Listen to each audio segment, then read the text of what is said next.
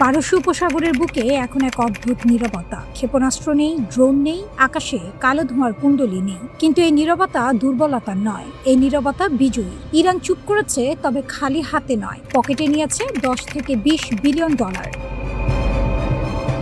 গভীর রাত, আবুধাবির এক রাজকীয় প্রাসাদ। বাইরে মরুভূমির বাতাস, ভেতরে চলছে এমন এক বৈঠক যার কথা পৃথিবীর বেশিরভাগ মানুষ জানে না। ইরানের পরাক্রমশালী বিপ্লবী গার্ডের শীর্ষ কর্মকর্তারা গোপনে পা রেখেছেন আবুধাবিতে। তারা আতিথ্য নিয়েছেন আমিরাতের জাতীয় নিরাপত্তা উপদেষ্টা শেখ তাহনুন বিন জায়েদ আল নাহিয়ানের অতিথি ভবনে। সেই প্রাসাদের বন্ধ দরজার ওপারে চূড়ান্ত হয়েছে এক মহা পরিকল্পনা। এরপর আমিরাতের দূতরা পাল্টা তেহরান সফর করেছেন, বেঁধেছেন কোটি কোটি ডলারের গোপন চুক্তির সুতা। রয়টার্স এক্সক্লুসিভ প্রতিবেদনে এই চাঞ্চল্যকর খবর দিয়ে বিশ্ব রাজনীতিতে রীতিমতো তোলপাড় ফেলে দিয়েছে।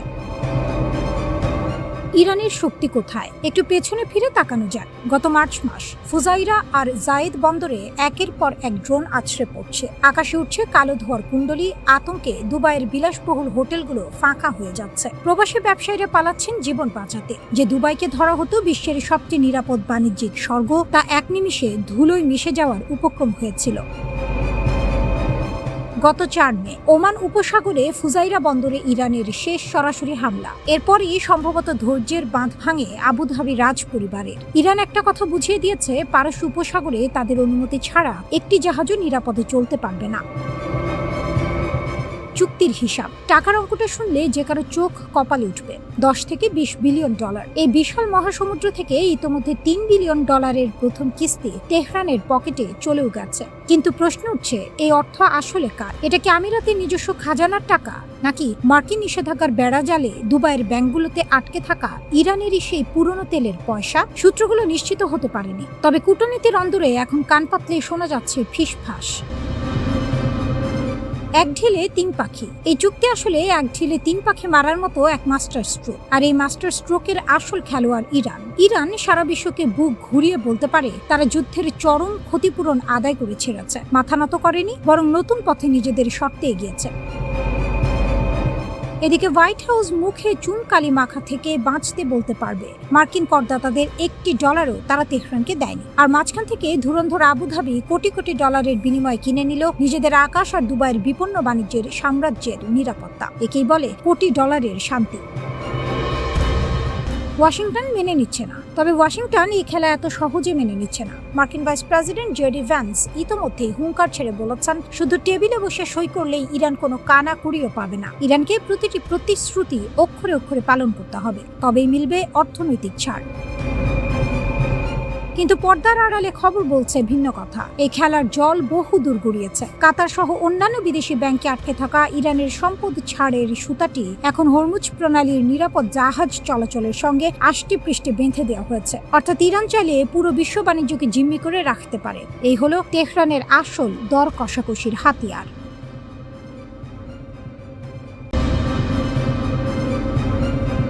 ইরানের রকেট, পশ্চিমের কপাল পুড়ছে। ক্ষেপণাস্ত্র উড়ল সরাসরি ইসরায়েলের বুকে। এক ধাক্কায় কেঁপে উঠল গোটা মধ্যপ্রাচ্য। হতভম্ব হয়ে গেল ওয়াশিংটন, কারণ এই ইরানকে তারা দুর্বল ভেবেছিল, ভুল ভেবেছিল। যে ভুল হিসেব ভেঙে পড়ল বছরের পর বছর নিষেধাজ্ঞা, একের পর এক চাপ, ধারাবাহিক সামরিক উত্তেজনা।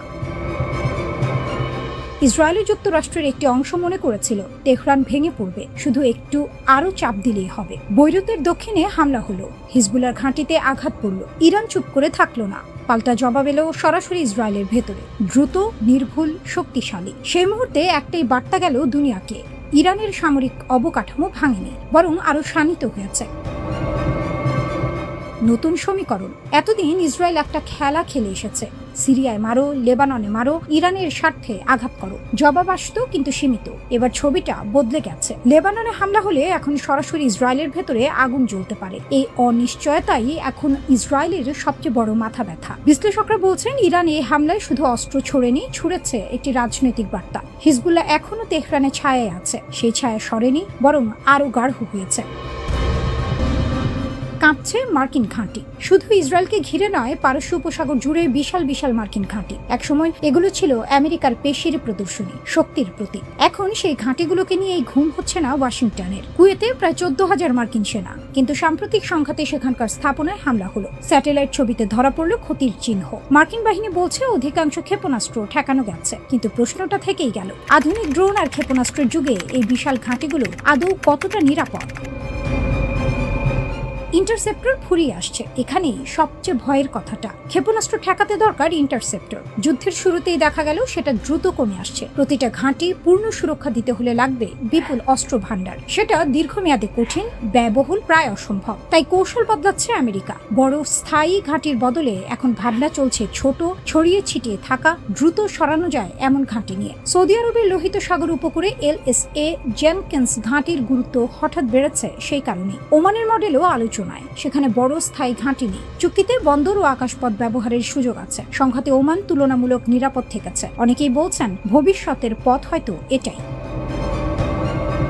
হরমুজ থেকে হুঁশিয়ারি। হরমুজ প্রণালীতে একটি মার্কিন অ্যাপাচি হেলিকপ্টার ভূপাতিত হলো। আমেরিকা পাল্টা হামলা চালালো ইরানের জাস্ক আর সিরি এলাকায়। টেলি যোগাযোগ টাওয়ার ক্ষতিগ্রস্ত হলো। ইরান চুপ থাকলো না। IRGC জানালো পাল্টা ড্রোন হামলা হয়েছে মার্কিন স্বার্থে। নৌবাহিনীও মাঠে নেমেছে। তারপর এলেও সেই হুঁশিয়ারি, যা নড়িয়ে দিল সবাইকে। IRGC বলল পরবর্তী হামলার তালিকা তৈরি। সেই তালিকায় আছে মার্কিন ঘাঁটির F-35 যুদ্ধ বিমানের হ্যাঙ্গার, আছে জর্ডানের একটি কমান্ড অ্যান্ড কন্ট্রোল সেন্টার। বার্তাটা পরিষ্কার, আরো বড় আঘাত আসতে পারে। শক্তির ভারসাম্য কি সত্যিই বদলাচ্ছে? একসময় মধ্যপ্রাচ্যে মার্কিন ঘাঁটি মানে ছিল অটল আধিপত্যের প্রতীক, আর সেই ঘাঁটিগুলোই ঝুঁকির কেন্দ্রবিন্দু। ইরান একটা কথা বারবার প্রমাণ করছে, শুধু প্রতিরোধ নয়, প্রয়োজনে পুরো আঞ্চলিক সমীকরণই বদলে দেওয়ার সক্ষমতা তাদের আছে। মধ্যপ্রাচ্যের মানচিত্রে নতুন শক্তির ছায়া পড়ছে, আর সেই ছায়ার নাম তেহরান।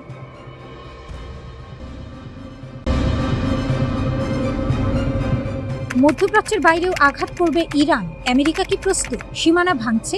এতদিন লড়াই ছিল মধ্যপ্রাচ্যে, জর্ডান, বাহরাইন, কুয়েত, ইরাক, কিন্তু এখন ইরান সংকেত দিচ্ছে মানচিত্র আরো বড় হচ্ছে। আমেরিকার যেখানে যেখানে ঘাঁটি আছে সব এখন নিশানায়।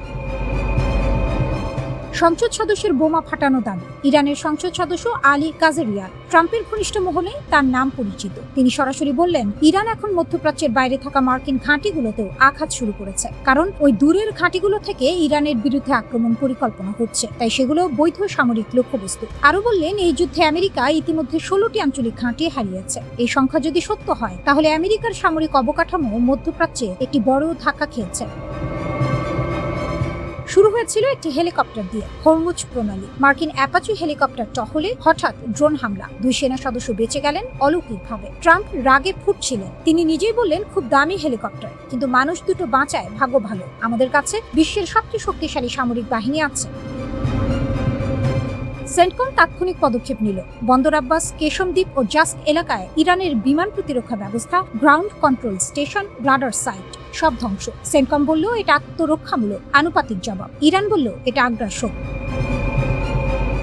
MQ-9 ভূপাতিত সরাসরি ক্যামেরায়। এরপর ইরান একটা কাজ করলো যা পুরো বিশ্বকে চমকে দিল।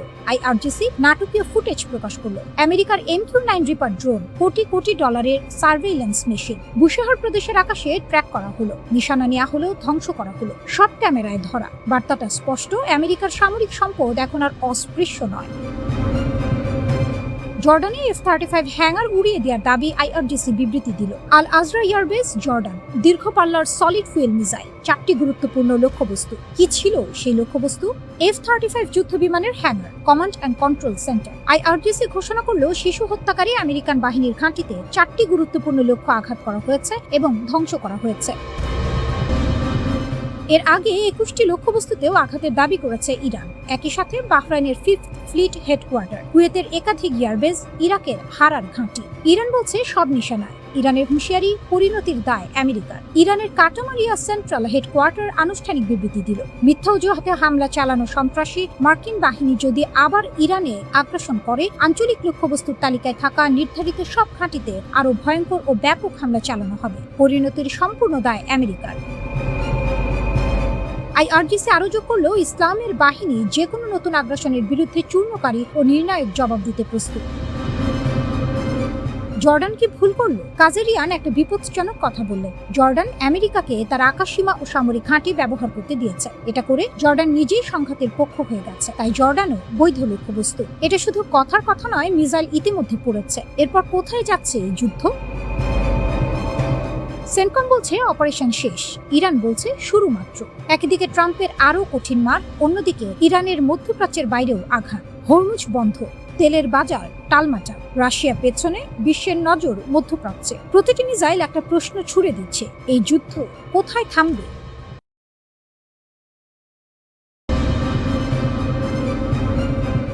ইরানের পাশে রাশিয়া, আমেরিকা কি এবার দুই ফ্রন্টে আটকা পড়বে? যুদ্ধের ময়দানে একা লড়ছে না ইরান, পেছন থেকে কেউ আছে, শক্তিশালী পরমাণু অস্ত্রধারী, জাতিসংঘের নিরাপত্তা পরিষদের স্থায়ী সদস্য। সেই দেশটির নাম রাশিয়া। শুরুটা কোথায়? হরমুজ প্রণালী। একটি মার্কিন সামরিক হেলিকপ্টার টহল দিচ্ছিল, হঠাৎ ড্রোন হামলা, হেলিকপ্টার ভূপাতিত। ট্রাম্প সরাসরি ইরানকে দোষী বললেন প্রতিশোধ নেওয়া হবে, কথা রাখলেন। মার্কিন সামরিক বাহিনীর সেন্ট্রাল কমান্ড বা সেন্টকম ঘোষণা দিল বন্দর আব্বাস, কেশম দ্বীপ ও জাস এলাকায় ইরানের বিমান প্রতিরক্ষা ব্যবস্থা ও রাডার স্টেশনে আঘাত করা হয়েছে। ইরান বলল, আমরা হেলিকপ্টার ভূপাতিত করিনি, কিন্তু চুপ করে বসে রইল না। মধ্যপ্রাচ্যের একাধিক দেশে থাকা মার্কিন ঘাঁটিতে ব্যালিস্টিক মিসাইল ছুড়ল ইরানের সশস্ত্র বাহিনী। আগুনে আগুন, রাশিয়া মাঠে নামলো। এবার নড়ে চড়ে বসলো মস্কো। রাশিয়ার পররাষ্ট্র মন্ত্রণালয়ের মুখপাত্র মারিয়া জাখারোভা সাংবাদিকদের সামনে দাঁড়িয়ে সরাসরি বললেন, ইরানের বিরুদ্ধে বিনা উস্কানিতে মার্কিন ইসরায়েলি আগ্রাসন চলছে। রাশিয়া অত্যন্ত উদ্বিগ্ন। শুধু উদ্বেগ নয়, দুই পক্ষকে সংযম দেখাতে বললেন। সামরিক হামলা অবিলম্বে বন্ধ করার আহ্বান জানালেন, কিন্তু মনে রাখবেন, রাশিয়া যখন সংযম বলে তখন আসলে বলে আমেরিকা থামো। আল জাজিরা এই খবর বিশেষভাবে তুলে ধরেছে। রাশিয়া শুধু কথায় থামেনি, এটা নতুন কিছু নয়। যুদ্ধ শুরুর প্রথম দিন থেকেই রাশিয়া ইরানের পাশে। শুধু বিবৃতি নয়, গোয়েন্দা তথ্য দিয়েছে, প্রযুক্তি সহায়তা দিয়েছে, সামরিক সরঞ্জাম সরবরাহ করেছে। মার্কিন ইসরায়েল জোটের বিরুদ্ধে ইরান যতটুকু লড়তে পেরেছে তার পেছনে রাশিয়ার হাত আছে। এই সমর্থন না থাকলে ইরান কতদিন টিকত সেটা নিয়ে প্রশ্ন আছে। কেন রাশিয়া ইরানের পক্ষে? বিশ্লেষকরা সহজ করে বলছেন, ইরান আর রাশিয়ার একটাই শত্রু, আমেরিকা। দুই দেশই মার্কিন নেতৃত্বাধীন বিশ্ব ব্যবস্থার বিরুদ্ধে। দুই দেশই পশ্চিমা নিষেধাজ্ঞার শিকার। দুই দেশই চায় মধ্যপ্রাচ্য থেকে মার্কিন প্রভাব সরে যাক।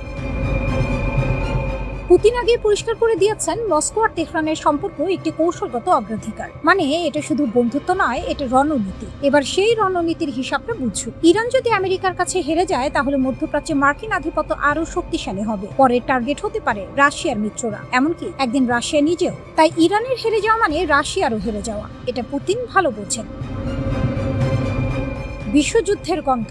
এখন প্রশ্ন হলো, এই সংঘাত কি মধ্যপ্রাচ্যের সীমানা ছাড়িয়ে যাবে? একদিকে আমেরিকা আর ইসরায়েল, অন্যদিকে ইরান আর রাশিয়া। চীনও চুপ করে দেখছে, নিজের হিসাব কষছে। হরমুজ প্রণালী বন্ধ, বিশ্ব তেল বাজার অস্থির, মার্কিন সামরিক ঘাঁটিতে মিসাইল পড়ছে।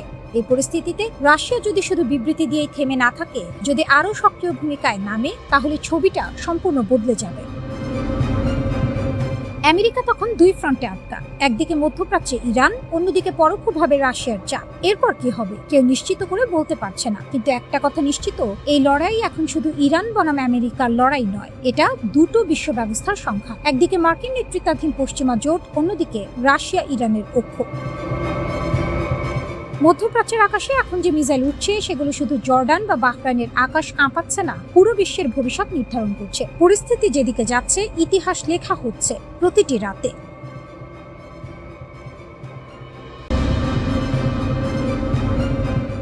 সুপার পাওয়ারের রক্তচক্ষু আর পারমাণবিক হুমকিকে বুড়ো আঙুল দেখিয়ে বিশ্ব রাজনীতির দাবার বোর্ডে কঠিন এক চাল দিল ইরান। মার্কিন প্রেসিডেন্ট ডোনাল্ড ট্রাম্পের তর্জন গর্জন যখন ওয়াশিংটনের আকাশ ছাড়িয়ে তেহরানের দোরগোড়ায় আছড়ে পড়ছিল, ঠিক তখনই পাল্টা জবাবে মধ্যপ্রাচ্যের পুরো সমীকরণটাই বদলে দিল Islamic Revolutionary Guard Corps IRGC। কেবল আত্মরক্ষা নয়, বরং আক্রমণই শ্রেষ্ঠ রক্ষণ। এই নীতিতে ভর করে হরমুজ প্রণালী অচল করে দিয়ে এবং বাহরাইন কুয়েতের মার্কিন ঘাঁটিতে নিখুঁত ড্রোন হামলা চালিয়ে তেহরান বুঝিয়ে দিল, চালকের আসনে এখন তারাই। মার্কিন হামলার পাল্টা জবাবে হরমুজ প্রণালীতে দুটো জাহাজে হামলা চালানোর কথা জানিয়েছে ইরানের ইসলামী বিপ্লবী গার্ড বাহিনী IRGC। ইরানের রাষ্ট্রীয় গণমাধ্যমের খবর বলছে, IRGC হরমুজে থাকা দুটো জাহাজে হামলা চালিয়েছে। ইরানের রাষ্ট্রীয় গণমাধ্যমের খবরে আরো বলা হয়েছে, হরমুজে সব ধরনের জাহাজ চলাচল পুরোপুরি বন্ধ। এই ঘোষণার পরেই তেলের দাম কিছুটা বেড়েছে। বিশ্বের অন্যতম প্রধান জ্বালানি ধমনী হরমুজ প্রণালী। এই জলপথকে যারা নিজেদের পৈতৃক সম্পত্তি ভেবে আস্ফালন করছিল তাদের চরম শিক্ষা দিল আইআরজিসি। ওয়াশিংটনের আগ্রাসনের জবাবে গভীর রাতে হরমুজ প্রণালীতে অবৈধভাবে অনুপ্রবেশের চেষ্টাকারী দুটি বিশাল আকার মার্কিন মদতপুষ্ট তেল ট্যাঙ্কারে বজ্রাঘাতের মতো আছড়ে পড়ে ইরানি ক্ষেপণাস্ত্র। মুহূর্তের মধ্যে লেলিহান শিখা আর কালো ধোঁয়ায় ঢেকে যায় আকাশ। ইরান কেবল কেতাবি হুমকি দিয়ে ক্ষান্ত হয়নি, পরবর্তী নির্দেশ না দেওয়া পর্যন্ত হরমুজ প্রণালী দিয়ে সব ধরনের বাণিজ্যিক ও সামরিক জাহাজ চলাচল পুরোপুরি বন্ধ ঘোষণা করেছে। এই এক ঘোষণাতেই কেঁপে উঠেছে বৈশ্বিক অর্থনীতি। ওমানের মুসান্দাম থেকে ড্রোনে ধারণ করা ছবিতে দেখা গেছে যে প্রণালী দিয়ে প্রতিদিন বিশ্বের 1/5 তেল পরিবাহিত হয় তা এখন পর্যন্ত সম্পূর্ণ খা করছে। মার্কিন নৌবাহিনীর দম্ভকে ধূলিসাৎ করে ইরান সাফ জানিয়ে দিয়েছে এই জলসীমায় তেহরানের অনুমতি ছাড়া পাতার একটি অংশ নড়বে না। ট্রাম্প প্রশাসন যখন হোয়াইট হাউসে বসে ইরানের বিদ্যুৎ কেন্দ্র ও সেতু উড়িয়ে দেওয়ার সস্তা হুমকি দিচ্ছিল, ঠিক তখনই কুয়েত ও বাহরাইনের মার্কিন ঘাঁটিতে নেমে আসে সাক্ষাৎ নরক। আইআরজিসির ঝাঁকে ঝাঁকে সুইসাইড ড্রোন ফাঁকি দিয়েছে আমেরিকার তথাকথিত অত্যাধুনিক আকাশ প্রতিরক্ষা ব্যবস্থা। শেখ ঈসা বিমান ঘাঁটি বাহরাইন। মার্কিন পঞ্চম নৌবহরের মূল ঘাঁটির নাকের ডগায় অবস্থিত এই বিমান ঘাঁটিতে নিখুঁত আঘাত হেনাচ্ছে ইরানি ড্রোন। আলী আল সালেম ও আহমদ আল জাবের বিমান ঘাঁটি কুয়েতের এই দুটি কৌশলগত ঘাঁটিতে একের পর এক বিস্ফোরণে মার্কিন যুদ্ধ বিমান ও পরিকাঠামোর ব্যাপক ক্ষয়ক্ষতি হয়েছে বলে খবর এসেছে। এই হামলা মার্কিন সামরিক ইমেজের ওপর এক বিশাল চপেটাঘাত। ইরান প্রমাণ করেছে তাদের রেঞ্জ বা সক্ষমতা কেবল নিজেদের সীমান্তের ভেতরে সীমাবদ্ধ নয়, পারস্য উপসাগরের যে কোনো প্রান্তে মার্কিনীদের ঘুরিয়ে দেওয়ার ক্ষমতা তারা রাখে। আমেরিকার অভ্যন্তরীণ রাজনীতিতে নিজেকে স্ট্রংম্যান দেখানোর চেনা ছকে ট্রাম্প দাবি করেছিলেন ইরান শান্তি চুক্তি নিয়ে সময় নষ্ট করছে এবং এর জন্য তাদের মূল্য দিতে হবে। ফক্স নিউজকে দেওয়া সাক্ষাৎকারে তিনি ইরানের বেসামরিক অবকাঠামো, বিদ্যুৎ কেন্দ্র ও সেতুতে হামলার হুমকি দেন। কিন্তু ট্রাম্পের এই আগ্রাসী রূপকে স্রেফ হতাশার লক্ষণ বলে উড়িয়ে দিয়েছেন ইরানের দূরদর্শী প্রেসিডেন্ট মাসুদ পেজেশকিয়ান।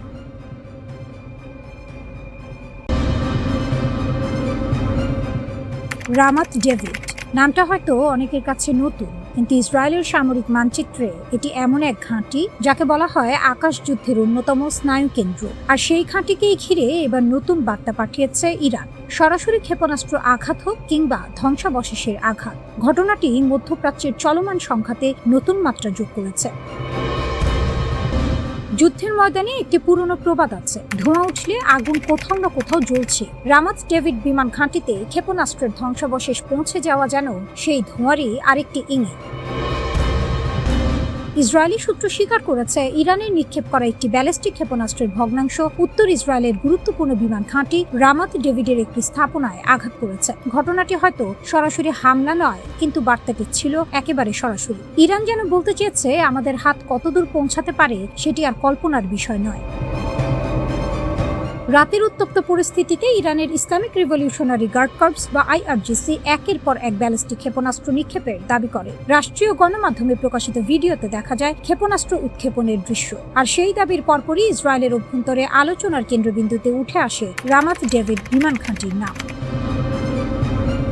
বলা হয়ে থাকে যুদ্ধ শুধু গোলা বারুদের লড়াই নয়, এটি মনস্তত্ত্বেরও লড়াই। আর সেই মনস্তাত্ত্বিক যুদ্ধে ইরান যেন ক্রমেই নতুন নতুন চাল দিচ্ছে। রামাত ডেভিড বিমান ঘাঁটি ইসরায়েলি বিমান বাহিনীর জন্য অত্যন্ত গুরুত্বপূর্ণ।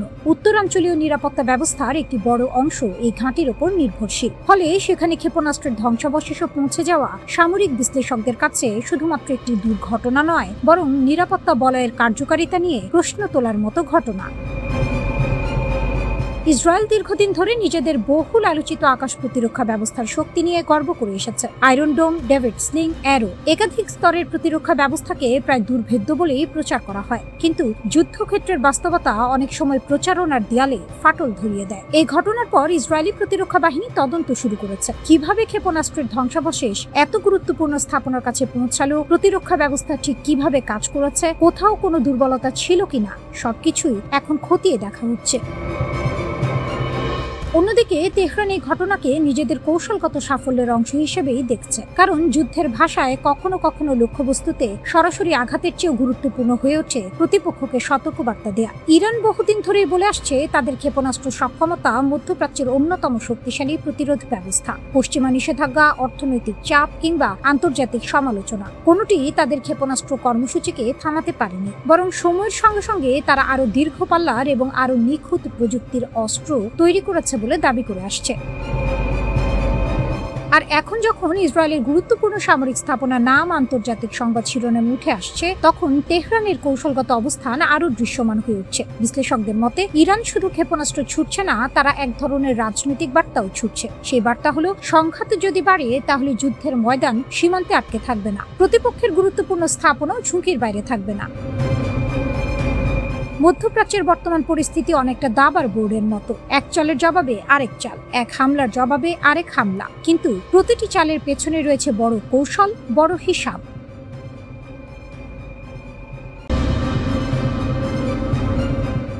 রাডার ফাঁকি দিয়ে ইসরায়েলের বুকে ইরানের 3 মরণাস্ত্র।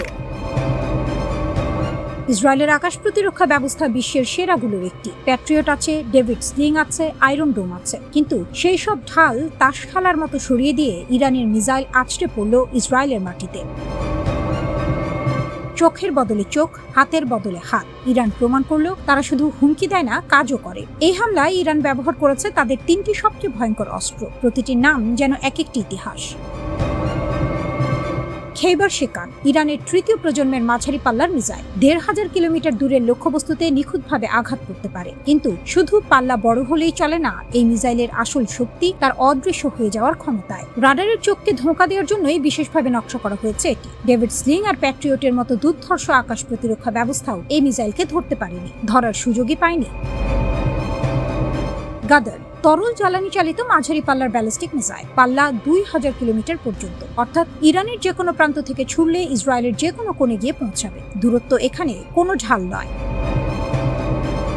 ইমাদ, ইরানের তৈরি প্রথম গাইডেড ওয়ারহেড সহ মাঝারি পাল্লার ব্যালিস্টিক মিসাইল, 1500 কিলোমিটারের বেশি দূরত্বে আঘাত হানতে পারে, এবং গাইডেড হওয়ার মানে হলো এটি লক্ষ্যভ্রষ্ট হওয়ার জন্য নয়, সরাসরি গন্তব্যে পৌঁছানোর জন্য তৈরি। এই 3টি মিসাইল একসাথে ব্যবহার হলে কি হয়, সোমবার সেটা দেখলো গোটা বিশ্ব।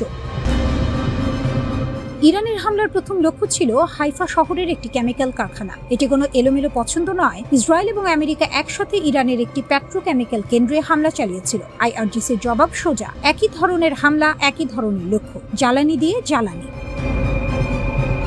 কিন্তু হামলা শুধু সেখানেই থামেনি। ইসরায়েলের তেলনফ বিমান ঘাঁটি, নেভাতিম বিমান ঘাঁটি এবং রামাত ডেভিড বিমান ঘাঁটিতেও আঘাত এনেছে ইরানি মিসাইল। এই 3টি ঘাঁটি ইসরায়েলের বায়ুশক্তির মূল স্তম্ভ। এখান থেকেই ইরানের বিরুদ্ধে পরিচালিত হয়েছে বড় বড় বিমান হামলা। আইআরজিসির দাবি, ছোড়া মিসাইলগুলোর প্রায় সবগুলোই নির্দিষ্ট লক্ষ্যে গিয়ে আঘাত করেছে।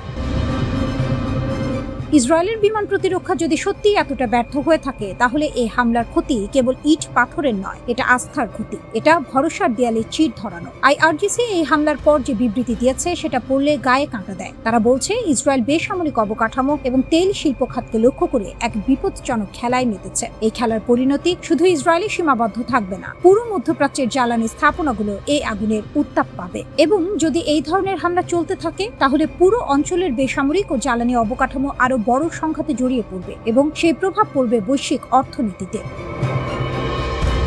মধ্যপ্রাচ্যের তেল বন্ধ হলে বিশ্বের কি হয় সেটা 2022 সালের রাশিয়া ইউক্রেন যুদ্ধের পর থেকে সবাই জানে। পেট্রোলের দাম আকাশ ছোঁয়া হলে ইউরোপ কাঁপে, এশিয়া কাঁপে, আমেরিকাও স্বস্তিতে থাকে না। ইরান কার্যত বলছে, তোমরা আমাদের অর্থনীতিতে লাথি মেরেছ, আমরা পুরো বিশ্বের অর্থনীতিকে জিম্মি করতে পারি। এটা কোনো ফাঁকা বুলি নয়। ইরান থেকে প্রকাশিত ভিডিও ফুটেজ, আইআরজিসির বিবৃতি এবং 3টি মিসাইলের কার্যকারিতা, সব মিলিয়ে একটি ছবি স্পষ্ট হচ্ছে। এই যুদ্ধ আর কেবল কূটনৈতিক বাকযুদ্ধ নয়। মিসাইল উড়েছে, ঘাঁটি পুড়েছে, কারখানায় ধোঁয়া উঠেছে।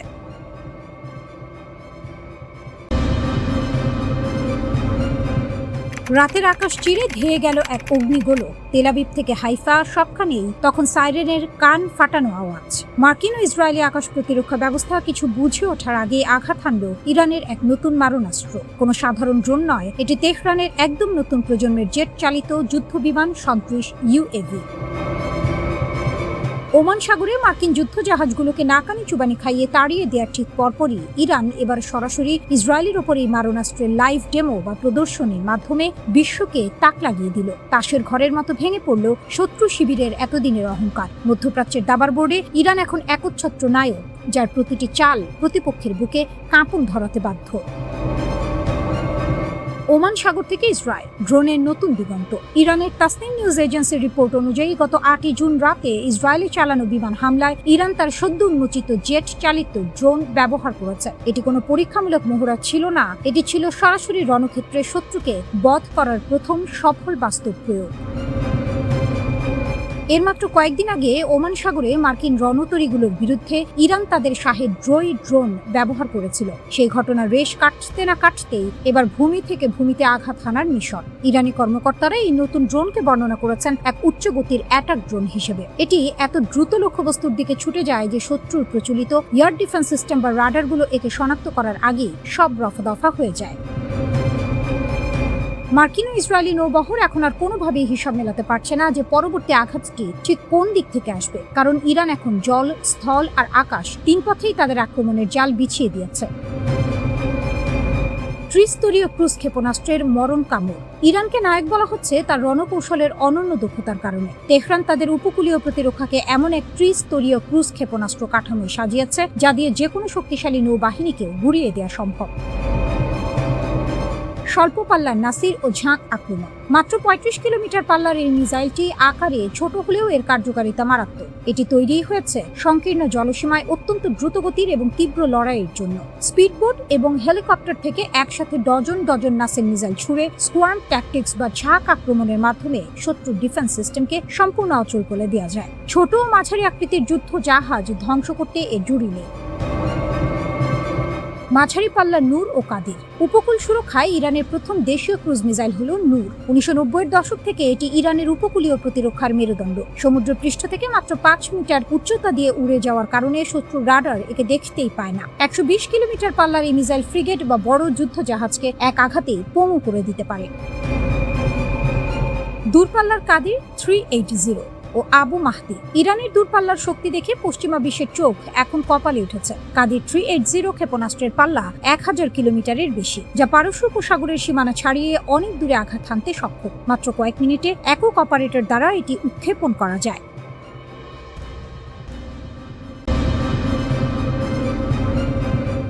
ড্রোন ঝাঁকে কাঁপছে ইসরায়েল। এক ঝাঁক বিধ্বংসী এফপিভি ড্রোন আর রকেটের মুহুর্মুহু গর্জন, আর তাতেই মুহূর্তে তাসের ঘরের মতো ঘুরিয়ে গেল তেল আবিবের দুর্ভেদ্য বিমান প্রতিরক্ষা ব্যবস্থা। ওয়াশিংটন আর ইসরায়েল মিলে যখন হিজবুল্লাহকে মাইনাস করে লেবাননের ওপর একতরফা চুক্তি চাপিয়ে দেওয়ার আকাশ কুসুম কল্পনা করছিল, ঠিক তখনই রণক্ষেত্রের সমীকরণ পাল্টে দিল ইরানের প্রতিরোধ অক্ষ। হিজবুল্লাহ ড্রোন ঝাঁকের আত্মঘাতী আঘাতে উত্তর ইসরায়েলের সেটেলমেন্টগুলোতে সাইরেনের হাহাকার। রণক্ষেত্রের আসল নায়ক ইরান। মার্কিন ইসরায়েলি অক্ষের চোখে সর্ষে ফুল দেখাচ্ছে তেহরান। লেবানন সীমান্তে মার্কিন মধ্যস্থতায় তথাকথিত যুদ্ধবিরতির নবায়নে নাটক চললেও মাঠের লড়াইয়ে ইসরায়েলি বাহিনীর এখন কাচুমাচু অবস্থা। দক্ষিণ লেবাননে অপারেশন চালানোর সময় ইসরায়েলি সেনাদের উপর নেমে আসে সাক্ষাৎ জমদূর। ইরান অনুগত হিজবুল্লাহ যোদ্ধারা বিস্ফোরক বোঝায় অত্যাধুনিক এফপিভি ড্রোন দিয়ে সরাসরি আঘাত হানে আইডিএফ সেনাদের উপর। এই নিখুঁত ড্রোন হামলায় 4 ইসরায়েলি রিজার্ভিস্ট গুরুতর আহত হয়ে হাসপাতালের বিছানায় ছটফট করছে। শুধু তাই নয়, সীমান্ত পেরিয়ে উত্তর ইসরায়েলের ইয়াহা এবং নাফতালি এলাকায় আছড়ে পড়েছে একের পর এক রকেট। হামলার তীব্রতায় সীমান্ত জুড়ে বেজে ওঠে যুদ্ধের সাইরেন, আর ইসরায়েলি সেটলাররা প্রাণ ভয়ে বাংকারের দিকে দৌড়াতে গিয়ে রীতিমতো হাঁকঢাক জুড়ে দেয়। মার্কিন মদতপুষ্ট আইডিএফ ভেবেছিল তারা লেবাননকে বাগে এনে ফেলেছে, কিন্তু ইরান সমর্থিত যোদ্ধারা প্রমাণ করে দিল আসল খেলা তো কেবল শুরু।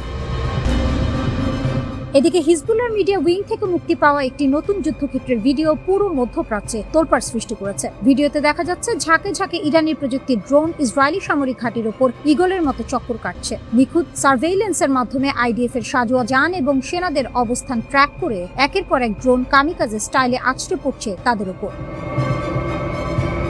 ভিডিওর প্রতিটি ফ্রেমে দেখা যাচ্ছে বিশাল বিস্ফোরণের পর ওঠা ধোঁয়ার কুণ্ডলী, যা দেখে তেল আবিবের সামরিক থিঙ্ক ট্যাঙ্কগুলোর ঘাড়ের রগ চড়া হয়ে যাচ্ছে। ইসরায়েল যতই লেবাননের পাহাড়ি অঞ্চলে নির্বিচারে বোমা বর্ষণ করে মাশরুম ক্লাউড তৈরি করে নিজেদের বীরত্ব দেখানোর চেষ্টা করুক না কেন, ড্রোনের এই চোরাগোপ্তা ও নিখুঁত কামড় আইডিএফ এর মনোবল ভেঙে চুরমার করে দিচ্ছে।